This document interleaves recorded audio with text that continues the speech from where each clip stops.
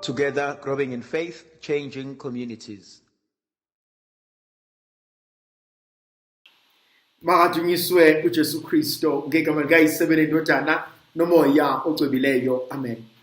Umusa wenkosi yethu uJesu Kristo, uthando lukaNkulunkulu uyise, ubuzalwane ngomoya ocwebileyo makube kini nonke. Namhlanje thando zami ngifuna sibuke ivangeli likaJohane isahluko sesihlanu, ivesi lokuqala kuze kube ivesi le-16. Kwakukhona usuku lomkhosi wamaJuda, wakhuphuka uJesu waya eJerusalema.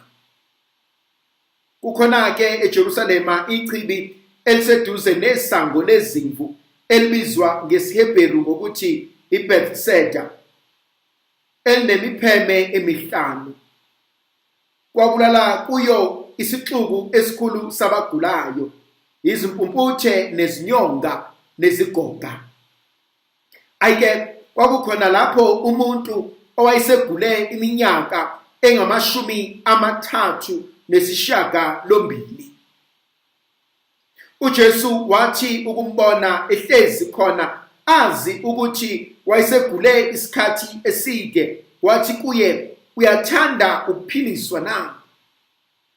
Ogulayo waphendula wathi, "Nkosi, anginamuntu okuthi ngokunyakaziswa kwamanzi angifake echibini, ngoba ngiye ngithi ngiyaya ngokwami kube sekwehlele omunye phambi kwami." uJesu wathi kuye, "Sukuma uthathe ucansi lwakho uhambe." Umuntu waphila ngasona leso sikhathi, wathatha ucansi lwakhe wahamba, kepha kwakulesabatha ngalolo suku. Ngalokho-ke amaJuda athi kophilisiweyo, "Yisabatha, awuvunyelwe ukuthwala ucansi lwakho." Yena-ke waphendula wathi, "Ongiphilisile uthe kumina, thatha ucansi lwakho uhambe." Base bebuza bathi, "Ubani lowo muntu othe thatha ucansi lwakho uhambe na?" Kodwa ophilisiweyo wayengazi ukuthi ngubani, ngoba uJesu wayinyamalele esixukwini esasi kuleyo ndawo. Ngasemuva uJesu wamfumana ethempelini, wabesethi kuyena, "Bheka-ke, sewuphilisiwe, ungabe usona, funa wehlelwe okubi kunalokhu." Wesuka lo muntu waya kubika emaJudeni ukuthi uJesu wayemphilisile. Ngalokho-ke amaJuda ayesefuna ukumbamba uJesu ngoba enze lokhu ngesabatha. Thandwa zami, ngiyayithanda le nkonzo. Kunezinto engizibuka ebese ziyangithinta. Lo baba usesuke wahlala la for 38 years. Wahamba nini ekhaya? Mhlawumbe wahamba ekhaya 38 years ago. Mhlawumbe njalo bebemthatha ekhaya bayomshiya la. Ntambama bamlanda. Mhlawumbe futhi bathe besakwenza lokho badikibala, bakhathala.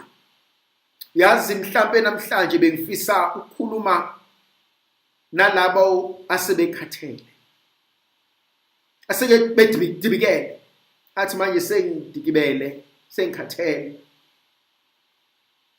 sengikhulekile Nkosi, kodwa umsebenzi awutholi. Baqashwa ngapha nangapha. Yimina engithunyelelwa ama-applications, yimina engitshelwayo ngekhala, yimina engibabizayo ngithi azizameni, kodwa bayaqashwa, mina ngiyasala. Nkosi, mina mangibakhulekela ziyenzeka izinto kubona, kodwa mangikhulekela mina akwenzeki lutho. Kanti Nkosi, ngenzeni? Nkosi, sengihlalile kulomshado ngicela abantwana kodwa ngibatholi. Wawafika esigabeni la uthi khona sengikhathele, la udikibala khona, la uthi ayi akwenzeke okwenzakalayo, mina sengizame konke ngihlulekile. Abantu bayashiya endleleni, nababe nomfutho, nababeqale nathi, nababesiza, balahlekelwa yithemba.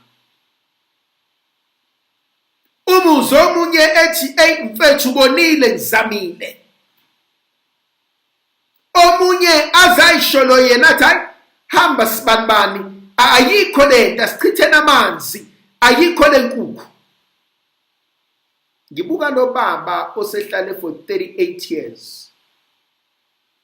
uJesu membuza athi uyathandana ukusindiswa, uyathandana ukuphiliswa. Athi lo baba ngiyathanda Nkosi, kodwa njalo mangithi ngiyakhona khona ongeqayo, njalo mangithi ngiyazama ngiyahluleka. And lana ngibuka izinto ezimbili, ngibuka ubaba ogulayo physically, but also sengibuka ubaba ogulayo emotionally. Yazi kwesinye isikhathi khona izinto eziye zenzeka nganoma wadlula nekulento empilweni yakho la uzibuza khona ukuthi why bother, why try again, ngisazamelana ngoba vele kuyafana. Yini ezoshintsha namhlanje? And so uJesu efika kulo baba, umethi uJesu uyathanda nokuphiliswa. Lo baba ngathi uzothi kuJesu awubuza abaseduze kwami ukuthi sengizame kangaki ngahluleka. Engathi namhlanje uNkulunkulu besho njalo kumina. Engathi namhlanje uNkulunkulu ubebiza mina nawe. Athi sewuzamile ngiyazi. Athi sewudikibele ngiyazi. Sewulahlekelwe yithemba ngiyazi. Kodwa mina ngikadikibala. Yazi into engithinta kakhulu ukuthi uJesu akamthathi ayomphonsa emanzini. uJesu akayi ukuyobusisa amanzi. No. uJesu kuyena sukuma uhambe. Yamangaza le ndoda ibilinde ukuzanyazanyiswa kwechibi, kanti uNkulunkulu uzosho ngezwi kwenzeke. It's powerful. Kwesinye isikhathi siyamkrema uNkulunkulu ukuthi impilo yami izoba right mase ngisebenza. Athi uNkulunkulu wena wabelwanga ukusebenza, kodwa as long as ekhona usibanibani empilweni yakho, mina ngizobusisa usibanibani ukuze wena ungalambi. Yazi abanye bethu siphila ngezibusiso zikaNkulunkulu kubantwana bethu. Athi uNkulunkulu awusoze walamba wena. Makusakhona usibanibani empilweni yakho, awusoze waxakeka. Kodwa umsebenzi ngeke uthole. So kwesinye isikhathi siyamkrema uNkulunkulu, Nkosi mina ngifundile, Nkosi mina nginama degree, Nkosi mina ngine experience, Nkosi mina ngifuna ukusebenza. Athi uJehova no che. Athi awuzusebenza.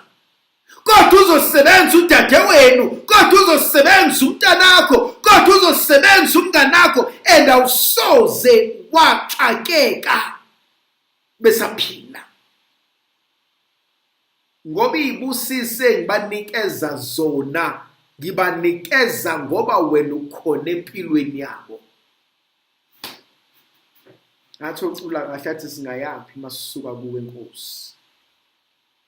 Ngoba uPetros useshilo wathi amazwi okuphila kuwena. Jesu uyayiphilisa lensizwa ngendlela ebingaqondi, ngendlela ebingalindele. And so umkhuleko wami awusho ukuthi Nkosi ngicela ungiphe ukuthi, usuthi umkhuleko wami Nkosi ngicela ungiphe lokho enobonayo ukuthi ngiyakudinga kuzomsiza qhubekele phambili. Ndlovukazi yezulu ayibe nathi sibusise sivikele isikhanyisele, sinika amandla nomusa nothando lukaNkulunkulu somandla nonguyise benendodana nomoya ocwebileyo. Amen.